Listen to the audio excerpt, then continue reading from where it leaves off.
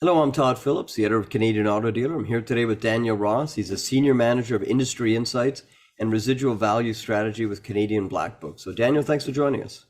Thank you for having me, Todd. Well, we're going to talk about the 2023 Best Residual Value Awards, and CBV has just announced the winners, and it's only the second year for this award. I don't want to confuse it with the Retained Value Awards, so maybe out of the gates, if you could explain to us what the Residual Value Awards are measuring and how that's working. We've historically advertised and published our retained value awards, and those measure a four-year-old vehicle in today's market. And how that differs from residual value is a residual value is a projection of value in the future. And so what we're looking at now for residual value awards, those vehicles that we perceive or project to achieve the most value long-term in a four-year time frame are the award winners. So we're looking at vehicles that are 48 months old into the future as they're introduced and launched today. And why does that matter right now so much for OEMs and certainly for consumers, the residual values? So why that matters now is that it's going to be what they perceive that vehicle to be in the future. They want to know just what level of value that vehicle is going to attain, whether it's an OEM, a consumer, a financial institution. They all utilize this information to plan for either their purchasing or their funding or their advertising. And in terms of looking at payments on a monthly basis, a residual value can reflect how much that vehicle is going to attain long term, so they know what that payment could be like in the future or currently for a consumer looking for a car in a certain price range. So it really helps OEMs and financial institutions especially to understand what that vehicle is going to be valued in the future and strategize and advertise that vehicle as such in the best way possible so it makes the most sense for a consumer. Well, our audience primarily are car dealers and the people who are selling the vehicles for a living, and they've got, if they've won a residual value award, how would you, I know it relates to sort of the total cost of ownership and the value of the acquisition, but on the sales room floor, if they could have a boilerplate statement and say, hey, the new Tacoma is a residual values award winner, or the Wrangler as it turns out, how would you suggest that they sort of relay that to a consumer? Well, I think if they have that award in their back pocket, that's a wonderful sales tool because a lot of consumers kind of forget this part of the strategy of purchasing a vehicle. They think about what's new, what's hot, what's interesting right now, but on the back end of things, and less glamorously so, you don't really consider what that vehicle is going to look like long term.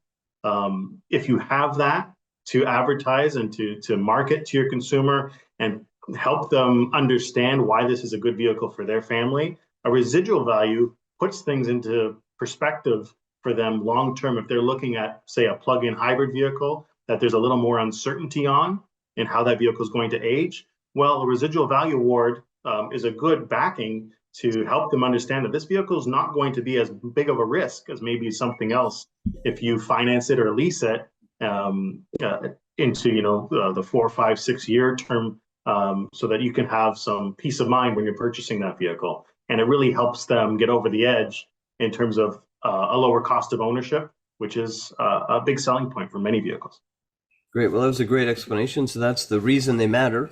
Now, maybe talk a little bit about this year's findings and some high-level sort of results of what you're seeing in the residual value findings for this year.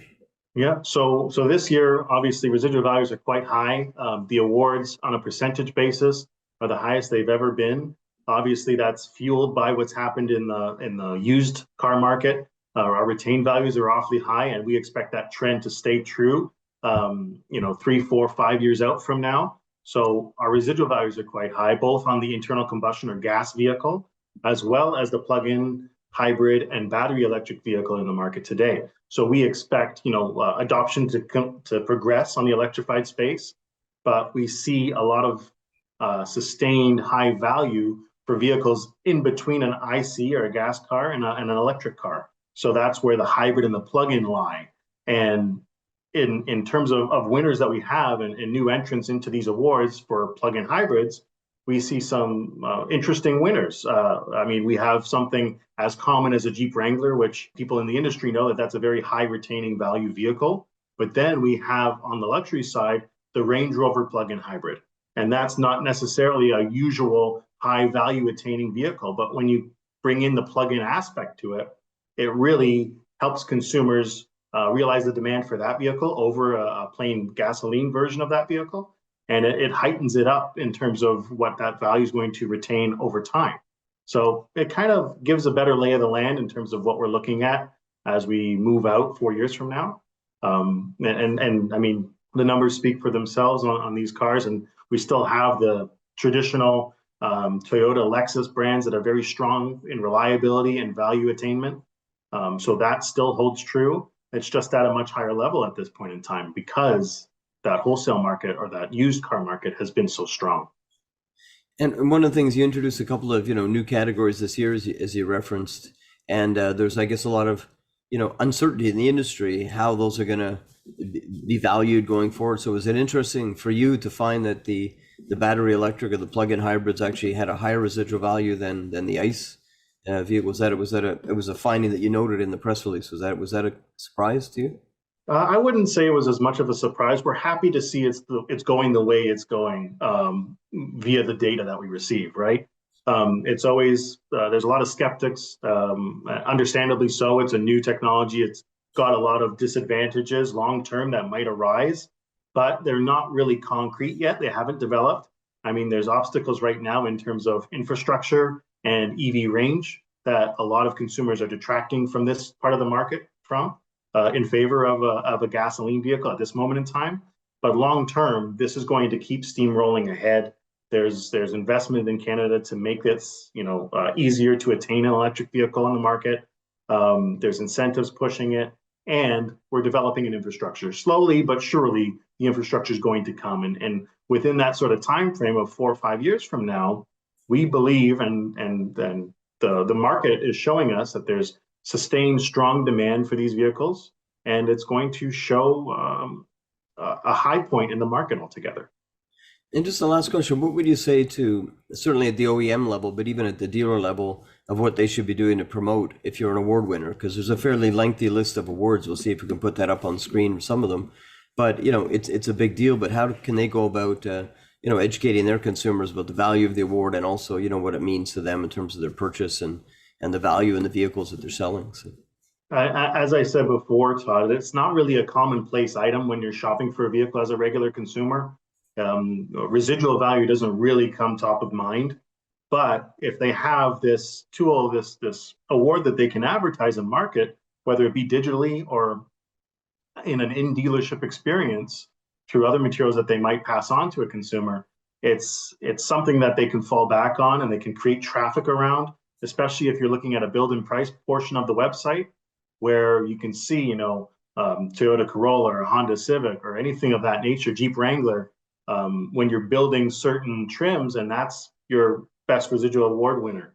That sort of ties into another part of the story for an ownership experience, a cost of ownership experience as well. And if you illustrate or include some verbiage that illustrates why that's important and what that means to a consumer, along with that award right there, at least if you hover over it, it could sort of tell that story a little bit more commonly so that more consumers can buy with that intellect top of mind and that insight on whether it's a good vehicle to own long-term or not.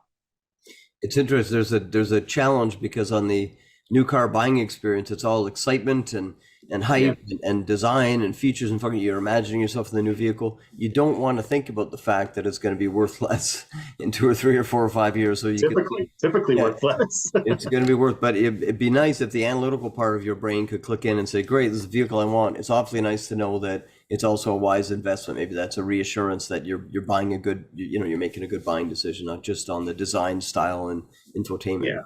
Yeah, there's parts of the market in terms of segment that are a little more rational, a little more emotional, right? So with those rationalized purchases, maybe a family SUV, I mean, those could be emotional as well, but at least tie it back to that. It's not going to be new forever. It's not going to be new when you drive it over the curb, right? So you definitely need to have an understanding of some strength that vehicle may have over another long-term down the road, how it's going to age, that sort of thing should be part of the process of decision when you're buying a new vehicle. All right, so the OEMs and the dealers can promote the emotional experience, and you come in behind them and give the analytical, rational justification that makes them feel better about the purchase all around. So appreciate you explaining all that for us today. My pleasure, Todd. Yeah, we're not the most glamorous part of it, but the heart needs to follow the head at some point. Exactly. Well said. Thanks, Daniel. All right, thank you.